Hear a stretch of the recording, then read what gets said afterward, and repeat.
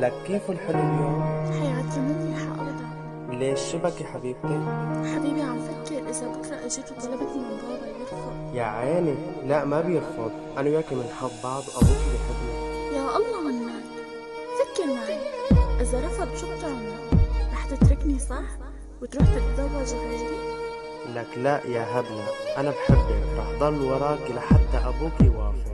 حبيبي يعني بتحبني وما رح تتركني طبعا؟ حبيبتي تعالي غمريني وانسي العالم. يا الله شو حنون، بحبك يا الله شو بحبك وفيك مجنونة يا تقبر قلبي.